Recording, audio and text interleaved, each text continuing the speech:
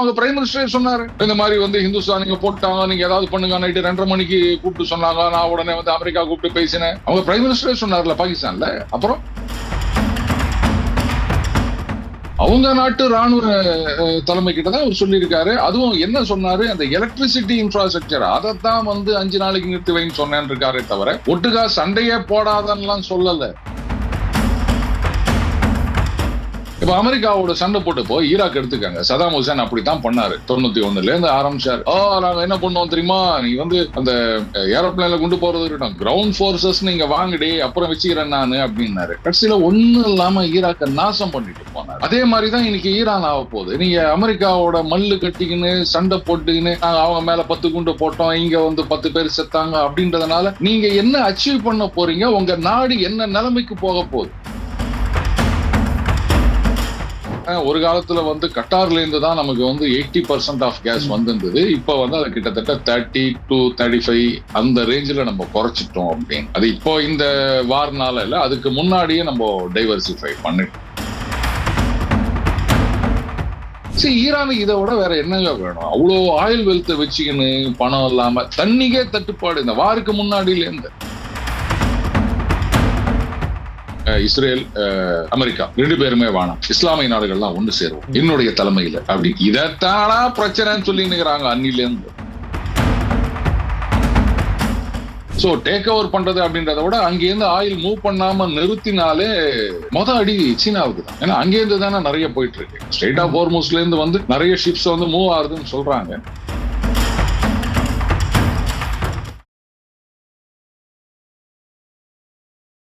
இளைய பாரத நேயர்களுக்கு வணக்கம். இன்னைக்கு நம்ம நேர்காணல் நம்ம சிறப்பு விருந்தினர் ஜியோ பொலிட்டிக்கல் சக்கரவர்த்தி, நம்ம ரஷ்யன் ஏஜென்ட் AK நாட்நாட் சார் நினைஞ்சிருக்காரு. சார் வணக்கம் சார். வணக்கம் விக்ரம் சார். ஆக்சுவலா இப்போ நீங்க எப்பவுமே சொல்லுவீங்க, ட்ரம்ப் சொல்றதெல்லாம் எதுவுமே நம்ப கூடாதுப்பா, அதெல்லாம் அந்த அளவுக்கு உண்மையை நம்பிடக்கூடாது, எல்லாம் இஷ்டத்துக்கு சொல்லுவாரு, மோடி ஒரு பக்கம் புகழ்வாரு, திடீர்னு வந்து நம்மளுக்கு அஞ்சிட்டாருன்றவாரு, அதெல்லாம் நம்ப கூடாது அப்படின்னு பேசியிருப்பீங்க. ஆனா இப்ப திடீர்னு பார்த்தோம் அப்படின்னா ட்ரம்ப் அவர்கள் சொல்லியிருக்காரு 5 நாள் வந்து நாங்க போர் நிறுத்தம் செய்யறோம் அப்படின்ற மாதிரி. சோ இதை மட்டும் ஏன் சார் நம்பி இதை வந்து ஆமா உண்மைதான் அப்படின்ற மாதிரி பேசுறீங்க? நல்ல கேள்வி விக்ரம்.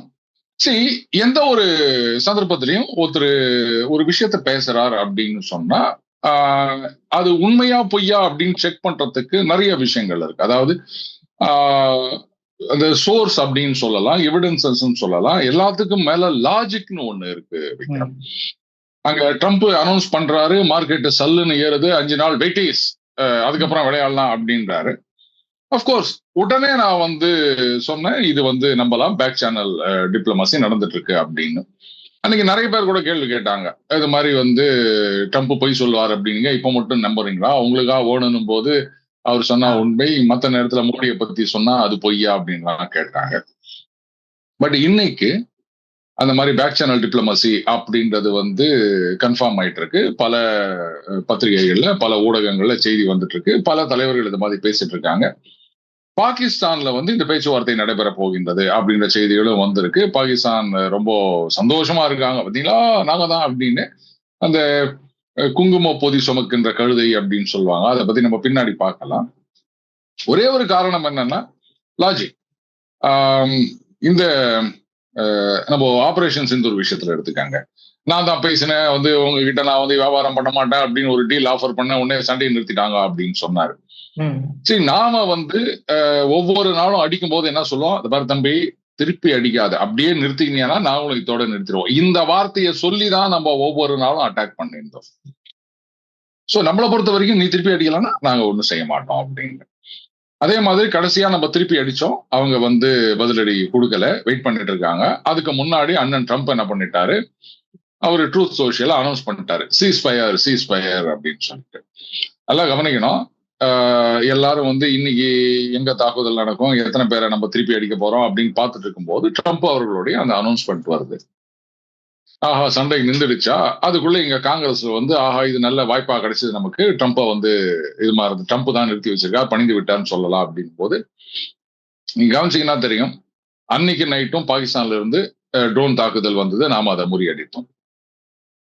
எதுக்காக அப்படின்னா அவங்களுக்கு வந்து ஒரு ஆஃப் ரேம்ப் கதறி அடிச்சுட்டு அதுக்கப்புறம் அவங்க பிரைம் மினிஸ்டரே சொன்னாரு, இந்த மாதிரி வந்து ஹிந்துஸ்தான் நீங்க போட்டாங்க, நீங்க ஏதாவது பண்ணுங்க, நைட்டு 2:30 மணிக்கு கூப்பிட்டு சொன்னாங்க, நான் உடனே வந்து அமெரிக்கா கூப்பிட்டு பேசினேன். அவங்க பிரைம் மினிஸ்டரே சொன்னார்ல பாகிஸ்தான்ல. அப்புறம் இந்த விஷயத்துல வந்து லாஜிக் யூஸ் பண்ணி பார்க்கும்போது இந்த மாதிரி நாம போய் கேட்டிருக்கிறதுக்கு வாய்ப்பில்லை அப்படின்றது நல்லாவே புரிஞ்சுது. ஏன்னா நம்ம என்னைக்குமே வந்து அமெரிக்காவை டிபெண்ட் பண்ணி இந்த சண்டையை ஆரம்பிக்கல, அவங்களால நம்ம முடிக்கவும் இல்லை. வேற இந்த ஈரான் விஷயத்துல நான் ஏன் இத இமிடியட்டா நம்பினேன் அப்படின்னு சொன்னா, சில விஷயங்கள் அங்கங்க நடக்கிற விஷயங்கள், குறிப்பா ஈரான்ல இருந்து வந்த மறுப்பு அப்படின்றது வந்து it was not a categorical denial. அதாவது இந்த மாதிரி எதுவுமே பேசலன்னு அவங்க சொல்லல, ப்ரொடக்டிவ் டாக்ஸ் நடக்கல அப்படின்னு சொன்னாங்க. அமெரிக்கன்ஸோட பேசல அப்படின்னு சொன்னாங்க. பேசல அப்படின்னா இப்போ விக்ரம் நீ வந்து நான் வந்து டெய்லி பஞ்ச் சாரோட ஒரு இன்டர்வியூ எடுத்தேன் அப்படின்னு சொன்னா, அப்படி இல்லை அப்படின்னா நான் பாட்டு தான் இன்டர்வியூ அவன் எடுத்தேன் டெய்லி பஞ்சுக்கு, ஐ மீன் விக்ரம் என்ன எதுவுமே இன்டர்வியூ எடுக்கல அப்படின்னு சொல்லிட்டு போயிடலாம். ஆனா நான் அப்படி பூசி முடுகிறேன் அப்படின்னும் போதே புரியுது. அதனால தான் நான் வந்து ரைட்டு இது நடந்திருக்கு அப்படின்னு முடிவு பண்ணேன். அதே மாதிரிதான் சரி, ஒரு பொய்யா உண்மையா அப்படின்னு கண்டுபிடிக்கணும் அப்படின்னா லாஜிக் அப்படின்றது ஒண்ணு இருக்கு விக்ரம். நீங்க எல் ஸ்டான்லி கார்ட்னர் அவருடைய அந்த எழுத்துக்கள் எல்லாம் படிச்சீங்கன்னா அது அப்படியே உங்களுக்கு தானா வரும் அப்படின்னு நினைக்கிறேன். ட்ரை பண்ணுங்க. Okay sir. சார் அதே மாதிரி இப்போ இஸ்ரேல் வந்து சொல்லியிருக்காங்களே சார், அதாவது போர் நிறுத்தம்னு சொன்னது வந்து ட்ரம்ப் அவர்கள் தான் சொல்லியிருக்கிறார், அமெரிக்கா தான் சொல்லியிருக்காங்க, நாங்க சொல்ல கிடையாது அப்படின்ற மாதிரி இஸ்ரேல் ஒரு ஸ்டேட்மெண்ட் விட்டுருக்காங்களே சார், அது எதுக்காக அப்படி? ஆமா, அவங்க வந்து கிட்டத்தட்ட ஒரு 27 இடத்துல வந்து அவங்களுடைய இந்த மிசைல் சிட்டிஸ், அந்த லான்ச்சர்ஸ் அதை ஐடென்டிஃபை பண்ணியிருக்காங்க. அது வந்து மலைகள் குகைகளுக்கு அடியில அவங்க வச்சிருக்காங்கன்றதுனால ஒட்டுமொத்தமா இவங்களுடைய இந்த பங்கர் பஸ்டர் கூட அந்த அளவுக்கு பெனிட்ரேட் பண்ணி போக முடியாது. சோ அதனுடைய அந்த என்ட்ரன்ஸ் எக்ஸிட் இதை வந்து போட்டு பொழந்துட்டு இருக்காங்க. ஆமா, அந்த ட்ரம்போடைய ஸ்டேட்மெண்ட்டே நீங்க பாருங்களேன். அதுல அவர் என்ன சொல்லியிருப்பாரு, I have advised department of war அப்படின்னு சொல்லியிருப்பாரு. இஸ்ரேல்னு சொல்லல, அவங்க நாட்டு ராணுவ தலைமை கிட்ட தான் அவர் சொல்லியிருக்காரு. அதுவும் என்ன சொன்னாரு, அந்த எலக்ட்ரிசிட்டி இன்ஃப்ராஸ்ட்ரக்சர் அதைத்தான் வந்து 5 நாளைக்கு நிறுத்தி வைன்னு சொன்னேன்னு இருக்காரே தவிர ஒட்டுக்கா சண்டையே போடாதன்னுலாம் சொல்லல. அந்த யுஎஸ்எஸ் ட்ரிப்போலி போயிட்டு இருக்கு, அது கூட சேர்ந்து இன்னும் சில இதை அமிச்சிட்டு இருக்காங்க. ஸ்டேட் ஆஃப் ஹோர்முஸை திறந்தே விடணும், கர்க் ஐலாண்டை டேக் ஓவர் பண்ணணும் அப்படின்றதுல அவங்க மும்முரமா இருக்காங்க. அதுக்கான ஆயத்த வேலைகள் அதெல்லாம் வந்து நடந்துட்டே இருக்கு. சோ அப்பவே அது புரிஞ்சு போச்சு. நிஜமாகவே விக்ரம் இவர் வந்து பயந்துட்டாரு, தப்பி ஓட பாக்குறாரு அப்படின்னு நினைச்சிருந்தா இஸ்ரேலையும் சேர்த்து வந்து சண்டையை நிறுத்துன்னு சொல்லியிருப்பார். புரியுதுங்களா? சண்டையை பயந்துட்டு சண்டையை நிறுத்துறாங்கன்னு சொன்னா, எப்பா நீயும் சேர்ந்து அடிக்காதப்பா, அவன் வந்து அடிப்பான்ப்பா அப்படின்னு ஒரு வார்த்தை சொல்லியிருக்கணும். அது சொல்லல. அதனாலதான் வந்து இது உண்மை அப்படின்றதுக்கு நான் முடிவு வந்தேன். அண்ட் இஸ்ரேலை பொறுத்த வரைக்கும் அவங்களுடைய ஆப்ஜெக்டிவ் இதுதான். அவரு தானங்க, நாங்க என்ன டிபார்ட்மெண்ட் ஆஃப் வார் அமெரிக்காவா? அவங்க சண்டையை நிறுத்துவாங்க, நாங்க பாட்டுக்கு போட்டுன்னு இருப்போம், நாங்க அடிக்கிறத அடிப்போம், அவங்க அடிக்கிறத அடிப்பாங்க, நாங்க திருப்பி கொடுத்துட்டே இருப்போம். அது நடக்கட்டும். அதுக்குள்ள அந்த பேச்சுவார்த்தை நடந்ததுன்னா அவங்க வந்து ஒத்துக்கினா அணுகுண்டு வேணாம், இஸ்ரேல் இருக்கட்டும் அப்படின்லாம் ஒத்துக்கினாங்கன்னா வெல் அண்ட் குட். இல்ல ட்ரம்ப் சொல்லியிருக்காரு பாருங்க, அவங்க வந்து பெரிய கிஃப்ட் கொடுத்துக்கிறாங்க. என்ன கிஃப்ட் அப்படின்னா அதெல்லாம் நான் சொல்ல மாட்டேன். நேத்து கொடுத்தாங்க, இன்னைக்கு வந்திருக்குது, அது வந்து மிகப்பெரிய கிஃப்ட். என்னவோ ஆயில் கேஸ் என்னவோ வச்சு விட்டுறாருங்க அவரு. மேபி ஒரு டீலுக்கு ரெடி ஆயிட்டாங்க ஈரான் அப்படின்னு தான் தெரியுது. விக்ரம், இதுல வந்து சார் இன்னும் நீங்க வந்து ஈரானுக்கு சப்போர்ட் பண்ணல, அமெரிக்காவுக்கு சப்போர்ட் பண்றீங்க அப்படின்னா, இதுல இந்த சப்போர்ட் பண்றது அப்போஸ் பண்றதுன்றது கிடையாதுங்க. இதுல நிறைய பேர் சார் நீங்க வந்து அமெரிக்காவுடைய ஸ்ட்ராட்டஜியை மட்டும் வந்து ஆஹா ஓஹோன்றீங்க, ஈரான் வந்து இவ்வளவு பெரிய ஒரு நாடு, அதை அடிச்சு தாக்கு பிடிச்சிட்டு இருக்காங்களே அப்படின்னா அல்டிமேட்லி நீங்க என்ன அச்சீவ் பண்ண போறீங்க விக்ரம்? இப்ப அமெரிக்காவோட சண்டை போட்டு போய் ஈராக் எடுத்துக்காங்க. சதாம் ஹுசேன் அப்படித்தான் பண்ணாரு. 91ல இருந்து ஆரம்பிச்சாரு. நாங்க என்ன பண்ணோம் தெரியுமா, நீ வந்து அந்த ஏரோப்ளேன்ல கொண்டு போறது இருக்கட்டும், கிரவுண்ட் போர்சஸ் நீங்க வாங்கடி, அப்புறம் வச்சுக்கிறேன் நானு அப்படின்னாரு. கடைசியில ஒண்ணும் இல்லாம ஈராக்க நாசம் பண்ணிட்டு போனாரு. அதே மாதிரிதான் இன்னைக்கு ஈரான் ஆக போகுது. நீங்க அமெரிக்காவோட மல்லு கட்டிக்கின்னு சண்டை போட்டுக்கின்னு நாங்க அவங்க மேல 10 குண்டு போட்டோம், இங்க வந்து 10 பேர் செத்தாங்க அப்படின்றதுனால நீங்க என்ன அச்சீவ் பண்ண போறீங்க? உங்க நாடு என்ன நிலைமைக்கு போக போகுது? சண்டை அப்படின்னு சொன்னா ஏதாவது ஒரு அப்ஜெக்டிவ் இருக்கணும். ஒண்ணு அவனுக்கு பலமான அடி கொடுத்து அதுக்கப்புறம் இப்ப நம்ம பாகிஸ்தானுக்கு குத்தம் பாருங்க, ஆபரேஷன் சிந்தூர்ல அந்த மாதிரி. இல்லையா நாம ஆரம்பிச்ச சண்டையா இருந்தா ரைட்டுன்னு சொல்லலாம். இது அமெரிக்கா ஆரம்பிச்ச சண்டை, நான் இல்லைன்னு சொல்லல. அதுக்கு அவங்க சில ரீசன் சொல்றாங்க, இவங்க சில ரீசன் திருப்பி அடிக்கிறதுக்கு சொல்றாங்க. அல்டிமேட்லி நீங்க என்ன அச்சீவ் பண்ண போறீங்க? உங்க மக்கள் அப்படின்றது இருக்காங்கல்ல, எல்லாத்தையும் பாம் பண்ணிட்டு அதுக்கப்புறம் வந்து சரிங்க அரை குறைவா கூட ஒரு சண்டை நிறுத்த வருதுன்னு கூட வச்சுக்கோங்க விக்ரம். அதுக்கப்புறமா வந்து சாங்ஷன்ஸ் அப்படின்னுவாங்க, இன்னும் கடுமையாக்குவாங்க. நீங்க எங்கேயும் வியாபாரம் பண்ண முடியாது, உங்க ஆயில யாரும் வாங்க முடியாது. என்ன பண்ணுவீங்க நீங்க? இப்ப நீங்க கியூபா எந்த நிலமையில இருக்கு பாருங்க. அங்க கியூபால இருந்து ரைட்டா நாங்க அமெரிக்காவோட பேசணும் அப்படின்னு வந்திருக்காங்க. இதைதான் நீங்க எதிர்பார்க்கறீங்களா? கிட்டத்தட்ட ஹாஸ்பிட்டல் எல்லாம் கரண்டே கிடையாது, வென்டிலேட்டர் சப்போர்ட்ல இருந்தவங்க எல்லாம் செத்து போயிட்டாங்க. பிறந்த குழந்தைங்க, இந்த ப்ரீ மெச்சூரா குழந்தை பிறகுற குழந்தைங்க அதெல்லாம் என்ன பண்ணுறதுன்னு தெரியாம முடிச்சுட்டு இருக்காங்க. மிகப்பெரிய ஒரு கேட்டஸ்ட்ராஃபி நடந்துட்டு இருக்குதாங்க. அதுக்காக எல்லாரும் அமெரிக்காவுக்கு பணிஞ்சு போயிடணுமா அப்படின்னா, உங்க நாட்டு தலைவர்கள் ஒழுங்கா இருந்தாங்கன்னு சொன்னா இந்த பிரச்சனை கிடையாது. ஊழல் பண்றவங்க, மக்களை அடக்கி ஒடுக்கிறவங்க, அடுத்தவனை வந்து குச்சி விட்டு குத்தி நிற்கிறவங்க, இந்த மாதிரி ஆட்கள் எல்லாம் தலைமை பதவியில வந்து உக்காந்தாங்க அப்படின்னு சொன்னா இதுதான் தலைவர்கள் பண்ற விஷயங்களுக்கு அந்த நாட்டு மக்கள் அனுபவிக்க வேண்டியதா இருக்கின்றது. வேற என்ன சொல்ல முடியும் சொல்லுங்க. Okay sir. ஸோ பட் ஆனால் நம்ம இன்னொரு நியூஸ் தெரிய வருது சார். அதாவது புட்டின் அவர்கள், அதாவது ரஷ்யா உங்க கண்ட்ரில இருந்து இந்த S-400 ஈரானுக்கு கொடுத்து சப்ளை பண்ணி அது S-400 இப்ப ஃபங்க்ஷன்ல இருக்குன்ற மாதிரி நியூஸ் எல்லாம் வருது சார். எந்த அளவுக்கு உண்மை அது? இல்லங்க, S-300 ஆல்ரெடி கொடுத்திருந்தாங்க. இந்த சண்டை நடக்கிற நேரத்துல வந்து ரஷ்யா எதுவுமே அவங்களுக்கு சப்ளை பண்ணல. சமீபத்துல இஸ்ரேல் என்ன பண்ணாங்க, அந்த பக்கம் காஸ்பியன் சி அந்த ஏரியால ஈரானியன் நேவல் அசெட்ஸ் எல்லாம் வந்து கம்ப்ளீட்டா டெஸ்ட்ராய் பண்ணிட்டாங்க. அதன் மூலமா சில ஆர்மமெண்ட்ஸ் வரலாம் அப்படின்ற ஒரு டவுட். இது வந்து ரஷ்யாவுக்கு தெரியாமையா நடந்திருக்கும். அவங்க பார்டர் கிட்ட நடக்கிற விஷயம். So they have already informed Putin, உங்க இதை நாங்க டச் பண்ண மாட்டோம், வேற ஈரானியன் அசெட்ஸ் எல்லாத்தையும் நாங்க ஒண்ணு இல்லாம பண்ணிடுவோம் அப்படின்னும் போது ரஷ்யா சைடு ஓகே, எங்களுக்கு என்ன வந்தது அப்படின்னு. ரஷ்யாவை பொறுத்த வரைக்கும் ஒரு பேசிவ் சப்போர்ட் தான். நடுவில் பாத்தீங்கன்னா ஒரு 13 டன் மெடிசன் இன்னும் சில ஐட்டங்கள்லாம் எடுத்துட்டு அஜர்பைஜான் வழியா ஒரு ஃபிளைட்ல வந்து அவங்க சப்ளை பண்ணிட்டு போனாங்க. பட் ஆயுதம் அப்படின்றத அவங்க எதுவும் சப்ளை பண்ணல. இல்ல அவங்க வந்து அந்த சேட்டலைட் இன்டெலிஜென்ஸ் ஷேர் பண்றாங்க அப்படின்னா அதை நீங்க தப்புன்னு சொல்ல முடியாது. இதுல கூட யாரோ சொல்லியிருந்தாங்க, உக்ரைன்ல நீங்க உக்ரைனுக்கு இன்டெலிஜென்ஸ் கொடுக்கறத நிறுத்துங்க, நாங்க ஈரானுக்கு கொடுக்கறத நிறுத்துறோம். அப்படிலாம் எந்த பேச்சுவார்த்தையும் நடக்கல அப்படின்ட்டாங்க. பட் ஈரான் சப்ளை பண்ணிட்டு இருக்கலாம். ரஷ்யாவை பொறுத்த வரைக்கும் உக்ரைன்ல வார் தொடர்ந்து நடப்பது அப்படின்றது வந்து சீனாவுக்கு பெனிஃபிட் விக்ரம். அதே மாதிரி ஈரான்ல வார் தொடர்ந்து நடப்பது அப்படின்றது ரஷ்யாவுக்கு பெனிஃபிட். அப்படியே கொட்டுதுங்க, காசா வந்து கொட்டுது. என்ன நினைச்சுக்கிறீங்க நீங்க? அதனால கியூபா அவங்களுக்கே அவங்க ஒன்றும் பண்ணல. ரஷ்யன் டேங்கர்ஸ் எல்லாம் போச்சு, அமெரிக்கா சீஸ் பண்ணிட்டாங்க தெரியல. ரஷ்யன் டேங்கர்ஸ் ஒண்ணுமே பண்ணலையா அவங்க. வெனிசுவேலால அப்படியே தட்டி தூக்கிட்டு போனாங்க. என்ன பண்ணாங்க ரஷ்யா?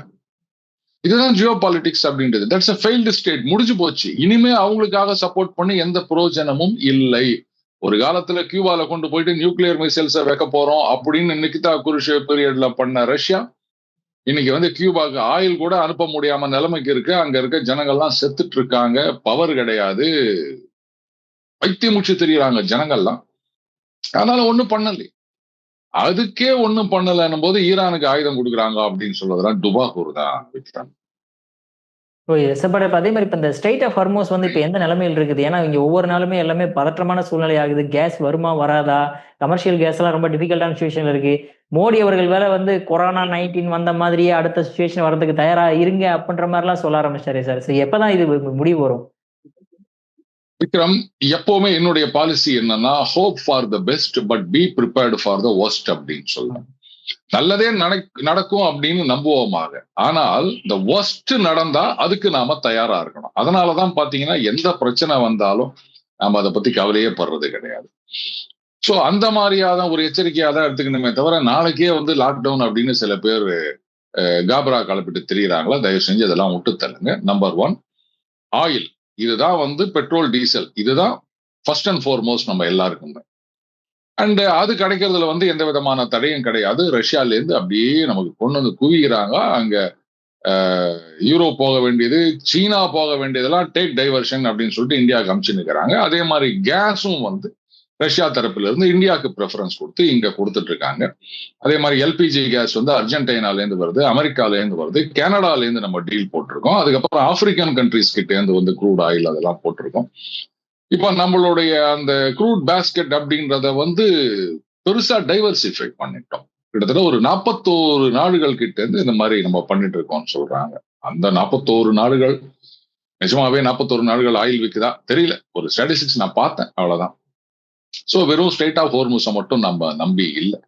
அண்ட் இன்னொன்னும் பார்த்தேன், ஒரு காலத்துல வந்து கட்டார்ல இருந்து தான் நமக்கு வந்து 80% ஆஃப் கேஸ் வந்திருந்தது. இப்ப வந்து அது கிட்டத்தட்ட 30 to 35 அந்த ரேஞ்சில நம்ம குறைச்சிட்டோம் அப்படின்னு. அது இப்போ இந்த வார்னால இல்ல, அதுக்கு முன்னாடியே நம்ம டைவர்சிஃபை பண்ணிட்டோம். ஸோ ரஷ்யா ரெடியா இருக்காங்க கொடுக்குறோம் அப்படின்றதுக்கு, யூரோப்புக்கு கிடையாது அப்படின்னு சொல்லிட்டாங்க. அதனால எந்த பிரச்சனையும் கிடையாது. முதல்ல நமக்கு வந்து பெட்ரோல் டீசல் அதுல எந்த தட்டுப்பாடும் கிடையாது. அண்ட் நம்மளுடைய எல்பிஜி உற்பத்தியை வந்து கணிசமான அளவு வந்து நம்ம இன்க்ரீஸ் பண்ண சொல்லியிருக்கோம். எல்லாம் சொல்றாங்களே, இப்போ அந்த கமர்ஷியல் சிலிண்டர் அப்படின்றத வந்து 50% ரைஸ் பண்ணியிருக்காங்க. இதை பத்தி யாராவது பேசுறாங்களா? அப்போ ஏதோ ஒரு சொல்யூஷனை நம்ம ரீச் பண்ணிட்டு இருக்கோம் அப்படின்றதுனால தான் வந்து 20% இருந்தது, இப்ப 50% ஆக்கியிருக்காங்க சப்ளை. இத பத்தி யாரும் பேச மாட்டாங்க. சும்மா மெர்சல் கலப்பி விட்டு ஐயோ போய்ச்சே போய்ச்சே எல்லாம் போய்ச்சே அப்படின்னு. அது என்ன படம்? அது 16 வயது. அதுல பாக்யராஜ் ஒரு சின்ன ரோல் பண்ணிருப்பாரு. அவருக்கு அந்த டயலாக் தான் கொடுத்திருப்பாங்க. இந்த மாதிரி சொல்லிட்டு தெரியறதுனே நிறைய பேர் இருக்காங்க ஊர்ல. அதெல்லாம் ஒதுக்கி தள்ளிட்டு போங்க வைக்கிறாங்க. Okay sir. சார் இப்போ அந்த கல்ஃப் கண்ட்ரீஸ் இருக்கக்கூடிய மற்ற கண்ட்ரீஸ்லாம் என்ன சார் சுச்சுவேஷன் இருக்காங்க? ஆல்ரெடி நிறைய அடி வாங்கிட்டாங்க அந்த யுஏஇ, கத்தார், பஹ்ரைன், சவுதி அரேபியாலாம். இப்போ அவங்களோட நிலைப்பாடுலாம் என்ன இருக்கு? என்ன வார் கண்டினியூ ஆகும்னு நினைக்கிறாங்களா, இல்ல இதோட முடிச்சுக்கலாம்னு நினைக்கிறாங்களா அவங்க எல்லாம்? இல்லங்க, இது வந்து point of no return reach பண்ணிட்டாங்க அப்படின்னு தான் நான் நினைக்கிறேன். ஒண்ணு, ஈரான்ல அந்த ரெஜிம் சேஞ்ச் நடக்கணும். அப்கோர்ஸ் அங்க இருக்க யாரோ ஒருத்தர் தான் வரப்பாங்க, வெனிசுவேலா மாதிரி. ஆனால் இதுக்கப்புறம் ஈரான் வந்து சண்டை தான் நினைச்சு பார்க்க கூடாது. அந்த அளவுக்கு வந்து அந்த ஒப்பந்தம் இருக்கணும். சும்மா நீங்க பாட்டுக்கு வந்து இதை போறது, சண்டை போறது, அப்புறம் பாதியில வெயிட்டிஸ் அப்புறம் நாளைக்கு பார்க்கலாம், அது போன மாசம் இந்த மாசம் வருது, அதெல்லாம் இனிமே நடக்காது. ஏன்னா ஈரானோட இன்டென்ஷன் என்னன்னு தெரிஞ்சு போச்சு, அவங்களுடைய கேப்பபிலிட்டிஸ் என்ன அப்படின்றத இப்ப தெரிஞ்சு போச்சு. சோ இதை நீங்க சும்மா விட்டீங்கன்னா அடிபட்ட பாம்பு மாதிரி, இது என்னைக்கு இருந்தாலும் போட்டு தள்ளாம ஓடாது. அதனால ஒண்ணு நாம போட்டுடணும், இல்ல நம்ம வந்து போட்டு தள்ளுறதுக்கு ரெடியா இருக்கணும் அப்படின்ற நிலைமைக்கு அவங்க வந்துட்டாங்க. சோ இந்த 5 நாள் வெயிட்டி சொல்றது, அதுக்கப்புறம் பேச்சுவார்த்தை அப்படின்றத விட ட்ரம்ப் அவர் தரப்புல இருக்க கோரிக்கைகளை கிளீனா சொல்லிட்டாரு. நியூக்ளியர் அப்படின்றத பத்தி நீ பேசவே கூடாது அப்படின்னு. இந்த தீபாவளி பட்டாசு கூட ஆட்டம் பாம்பு இருக்க கூடாதுன்னு வாங்கல, அந்த மாதிரி தான். அதெல்லாம் நினைச்சே பார்க்க கூடாதுங்க. மிசைல் அப்படின்றது சும்மா வச்சுக்கலாம், அவ்வளவுதான். அதுக்காக இந்த மாதிரி இதெல்லாம் பண்ணக்கூடாதுன்னு அதுக்கப்புறம் ஒரு இன்ஸ்பெக்ஷன் ரெஜிம் அப்படின்னு ஒண்ணு செட் பண்ணுவாங்க. பதிலுக்கு என்ன சொல்லுவாங்கன்னா, சாங்ஷன்ஸ் கிடையாது, நீங்க யாருக்கு ஒன்னா என்ன வித்துக்கோங்க, எங்க இருந்து ஒன்னா எதை ஒன்னா வாங்கிக்கோங்க, அவங்கள வந்து அந்த மெயின் ஸ்ட்ரீமோட இன்டெகிரேட் பண்ணிடுறோம் இப்படிங்கிறத ஒரு இதுவா கொடுப்பாங்க. சரி, ஈரானுக்கு இதை விட வேற என்னங்க வேணும்? அவ்வளோ ஆயில் வெல்த்தை வச்சுக்கின்னு பணம் இல்லாம, தண்ணிக்கே தட்டுப்பாடு இந்த வாருக்கு முன்னாடியில இருந்து. முதல்ல எக்கனாமிக்கலா நீங்க ஒரு பெரிய அளவுல வளரணும் விக்ரம், அதுக்கப்புறமா தான் மத்தவங்கள தான். இன்னைக்கு சவுதி அரேபியா இல்ல குவைத் எடுத்துக்கங்க, மிலிட்டரி வைஸ் பார்க்கும்போது ரொம்ப சின்ன நாடு. அதனால தான் வந்து சதாம் ஹுசேன் அதை கபால்னு ஆக்கிரமிச்சுட்டு போயிட்டார். ஆனா அந்த குவைத்துக்காக உலக நாடுகள்லாம் ஒன்னா வந்து சுத்து போட்டு அடிச்சாங்கல்ல. இன்னைக்கு தைவானை வந்து சீனா தொட முடியாம இருக்குன்னா என்ன காரணம்? ஒண்ணு டெக்னாலஜி ஆர் பணம், இந்த ரெண்டு விஷயத்துல ஏதாவது ஒண்ணு இருந்தது அப்படின்னு சொன்னா 1000 பேர் உங்களுக்கு ஹெல்ப் பண்ண வருவாங்க. அது இல்ல அப்படின்னு நீ என்னதான் ஒரு தாதாவா இருந்தாலும் ஒண்ணு அழகா சொல்லுவாங்க, நீங்க வந்து உங்க பீரோல பணம் நிறைய சேர்த்து வைக்காம உடம்ப மட்டும் இப்படி பண்ணி வச்சிருந்தீங்க அப்படின்னு சொன்னா, பணம் சேர்த்து வச்சிருக்கவனுக்கு கடைசி வரைக்கும் நீங்க பாடி கார்டா தான் இருக்கணும் அப்படின்னு சொல்லுவாங்க. அதனால உங்களை எக்கனாமிக் மைட்டை இன்க்ரீஸ் பண்ணிக்கங்க. ஒரு 10 வருஷம் 20 வருஷம் ஹாரிசன். இப்ப பாத்தீங்கன்னா ஈரான் ஏதோ ஒண்ணு சொல்லி இருக்கிறதா ஒரு செய்தி பார்த்தேன். அதாவது இது பாருங்க, இஸ்ரேல் அமெரிக்கா 2 பேருமே வேணாம், இஸ்லாமிய நாடுகள்லாம் ஒண்ணு சேருவோம் என்னுடைய தலைமையில அப்படி. இதைத்தானா பிரச்சனைன்னு சொல்லினுங்கிறாங்க அன்னில இருந்து. நீங்க வந்து இங்க இருக்கிற அத்தனை பேருக்கும் நான் தான் தாதா, நான் தான் தாதா, என்னதான் தலைவனாக ஏத்துக்கணும் இப்படி சொல்றதுதான் இங்க பிரச்சனையோடைய ஆரம்பம். இப்ப மறுபடியும் அதனாலதான் அவங்க இஸ்ரேல நம்பிட்டு இருக்காங்க. இஸ்ரேல் தான் வந்து இவங்களுக்கு ஜன்ம பகை, ஈரானுக்கும் சவுதிக்கும் கிடையாது. சவுதி இஸ்ரேல் அங்க இருக்க நாடுகளுக்கும் இஸ்ரேலுக்கும் தான் பெரிய பிரச்சனை. அவங்களோடைய ஒன்னா சேர்ந்து உங்களை அடிக்கிறாங்கன்னு சொன்னா காரணம் நீங்க இந்த மாதிரி வந்து ஊரெல்லாம் சொல்லிட்டு தெரியாது தான். இப்போ வந்து இது மாதிரி சொல்லிட்டு இருக்காங்கன்னும் போது, அப்ப இதெல்லாம் பார்த்துட்டு அங்க இருக்கிற கண்ட்ரிஸ் எல்லாம் சரி ரைட்டுங்க, ஏதோ ஒரு ஒப்பந்தம் போட்டு சண்டையை நிறுத்திருங்க அப்படின்னு விடுவாங்களா? கிருஷ்ணா விடாத கிருஷ்ணா அப்படின்னு அந்த மகா நிதியில சொல்லுவாங்க பாருங்க, அந்த மாதிரிதான் ஒரேடியா இந்த தடவை போட்டு தள்ளிடணும், இல்ல அவன் வந்து ஒழுங்கா சரண்டர் ஆயிடணும். ரெண்டுத்துல ஏதாவது ஒண்ணுதான். இதுல வந்து either black or white, no grey Vikram. Okay sir. Sir, அதே மாதிரி இப்போ இந்த கார்க் ஐலாண்டை வந்து அமெரிக்கா கைப்பற்றலான்ற மாதிரி சுச்சுவேஷன்ல இருந்தாங்களே சார், இப்போ அதோட சுச்சுவேஷன் என்னவா இருக்கு சார் அங்க? இல்ல அதை வந்து அவங்க இப்போதைக்கு கைவிடல, அதுக்கான நடவடிக்கைகள்லாம் போயிட்டு தான் இருக்கு. 5 நாள் வெயிட்டிஸ்னு சொல்லியிருக்காங்க இல்லையா, இதுக்குள்ள வந்து அவங்க ஏதோ ஓரளவுக்கு ரைட்டுங்க அவங்க ஒத்து வரா மாதிரி தான் தெரியுது அப்படின்னு இருந்தால் அப்ப வந்து அவங்க அதை கொஞ்சம் நிறுத்தி வைப்பாங்க. அப்படி இல்லைன்னா கார்கோ ஐலாண்டை வந்து டேக் ஓவர் பண்றது நம்ம அன்னைக்கே சொல்லியிருந்தோம்னு நினைக்கிறேன். நேரா அங்க போயிட்டு ஆளை இறக்குறது அப்படின்றது ரிஸ்க். பட் அங்கேருந்து ஆயில் மூவ் பண்ணாம வச்சிட்டாலே போதும். நீ இங்க வந்து ஸ்டேட் ஆஃப் ஹோர்முஸ் ஜோக் பண்ணியானா நான் அங்க ஜோக் பண்றேன், என்ன பண்ண முடியும்? ட்ரம்ப் வந்து இந்த 5 நாள் பாஸ் பண்ணிருக்காரு அப்படின்னு சொன்னா ஒரு விஷயத்துல அவர் உறுதியா இருக்காரு விக்ரம். இந்த ஆயில் அசட்ஸ் அப்படின்றது நாசம் ஆயிடுச்சின்னு சொன்னா அமெரிக்கால விலையேறதுன்னு விடுங்க, எல்லாருக்குமே கஷ்டம். அந்த சுயநலத்தில் பொது நலம்னு சொல்லுவாங்க இல்லையா, அந்த மாதிரி உலக நாடுகள் எல்லாமே பாதிக்கப்படும். வேர்ல்டு ட்ரேட் அஃபெக்ட் ஆகும். அப்ப ஆஸ் யூசுவல் டாலரும் அஃபெக்ட் ஆகும். அவருடைய சுயநலத்துல எல்லாருடைய நலமும் இருக்கின்றது. அதனால தான் அவர் வந்து ரொம்ப ஹெசிடேட் பண்றாரு. கார்கோ ஐலாண்ட் பாம்பிங்ல கூட பாத்தீங்கன்னா அவர் அந்த ஆயில் அட்சஸ் அதுல 100 yards தள்ளி தான் குண்டு போட்டாரே தவிர சொல்லவே சொன்னாரு, நாங்க அதெல்லாம் பண்ண மாட்டோம், நீ ஒத்துக்கா அப்படின்னு. சோ டேக் ஓவர் பண்றது அப்படின்றத விட அங்கேருந்து ஆயில் மூவ் பண்ணாம நிறுத்தினாலே அடி சீனாவுக்கு தான். ஏன்னா அங்கேருந்து தானே நிறைய போயிட்டு இருக்கு. ஸ்ட்ரெயிட் ஆஃப் ஹோர்முஸ்ல இருந்து வந்து நிறைய ஷிப்ஸ் வந்து மூவ் ஆகுதுன்னு சொல்றாங்க. அதுல அந்த காசு வாங்குறது அங்க எம்பசி வந்து அப்படி இல்லைன்னு சொல்றாங்க. இருந்தாலும் அது ஏதோ திரைமறைவில் நடக்குதுன்னு. பட் எல்லாருக்கிட்டே இருந்து அவங்க காசு வாங்குறது கிடையாது. அதாவது ஒரு சிலருக்கு வந்து இப்ப இந்தியா மாதிரி நாடுகள் அப்படின் போது நம்ம கிட்ட சில விஷயங்கள் அவங்களுக்கு தேவையா இருக்குது. அதனால வந்து நமக்கு எல்லாம் ஃப்ரீ பேசேஜ். ஒரு சில நாடுகள் நமக்கு தோஸ்து மேரா தோஸ்தி அப்படின்னு சொல்லிட்டு அதை விடுறது. சில நாடுகள் வந்து வேற ரீசன் அண்ட் சில பேர் பணம் கூட கொடுக்கலாம், கிரிப்டோ கரன்சில கூட கொடுக்கலாம். இந்த மாதிரி எல்லாம் நிறைய நடந்துட்டு இருக்கு. ஒரு கண்ட்ரோல்டு சிஸ்டமா இருக்குது. அமெரிக்கன் வெசல்ஸ் ஆர் இஸ்ரேலி அது பெருசா இருக்க போறது கிடையாது. பட் அதுக்கு சில செக் வச்சிருக்கோம் எதிரி நாடுகளுக்கு அப்படின்னு சொல்றாங்க. ஒரு மாதிரி மூவ் ஆயிட்டு இருக்கு. விரைவிலேயே அது ஓப்பன் ஆயிரும் நினைக்கிறேன். அவங்க இது வரைக்கும் நாங்க மைன்ஸ் கூட வைக்கலன்னு சொல்லியிருக்காங்க ஈரான் தரப்புல. சோ விரைவிலேயே இது முடிவுக்கு வந்துரும் விக்ரம், அப்படிதான் நான் நம்புறேன். Okay sir. சார் கடைசி ஒரு கொஸ்டின். இப்போ இந்த வார்லாம் நடந்துட்டு இருக்கும்போது நம்ம ரஷ்யா உக்ரைன் வார பத்தி மறந்துட்டு பேசலாம். அது எந்த சிச்சுவேஷன்ல இருக்காங்க அவங்க? அவங்க சும்மா இல்லாம என்ன பண்ணிருக்காங்க, ஒரு பக்கம் ட்ரம்ப் வந்து சண்டை போட்டாலும் அவங்க ஆயில நாசம் பண்ணிடக்கூடாதுன்றதுக்காக விட்டு வச்சிருக்காரு. ஆனா இந்த பக்கம் உக்ரைன் என்ன பண்ணிருக்கானுங்க, பிரிமோர்ஸா அந்த இடத்துல வந்து ஒரு பெரிய ஆயில் ஸ்டோரேஜை வந்து அடிச்சு நொறுக்கி இருக்காங்க. இன்னைக்கு வந்து ஸ்டேட் ஆஃப் ஹோர்முஸ் மூடிட்டாங்க, 20% ஆஃப் ஆயில் வரல அப்படின்னு சொல்லும் போது இருக்கிற ஒரே சோர்ஸ் பக்கத்துல ரஷ்யா தான். அவங்க தான் எல்லாருக்கும் ஆயில் சப்ளை பண்ணிட்டு இருக்காங்க, எஸ்பெஷலி இந்தியாவுக்கு. இந்த நேரத்துல நீங்க போயிட்டு வந்து அந்த ஆயில் ஸ்டோரேஜ் அடிச்சு உடைச்சிங்கன்னா ஒரு டேங்க் ஆட்சி உடைக்கிறதுனால ஒன்னும் பெருசா நீங்க கீச்சிட போறது கிடையாது அவங்க கிட்ட இருக்க வாஸ்ட் ரிசோர்சஸ்க்கு. ஆனா அவங்க வந்து என்ன பண்ணுவாங்க, என்ன நான் பாட்டு பார்த்துனே இருக்கிறேன். இது இந்த சினிமாவில் கூட பார்க்கலாம். ஏதாவது இந்த சில சில்வண்டுகள் வந்து ஏதாவது பண்ணிட்டே இருக்கும். அந்த ஒரு பெரிய தாதா சும்மா உட்காந்துனே இருப்பாரு.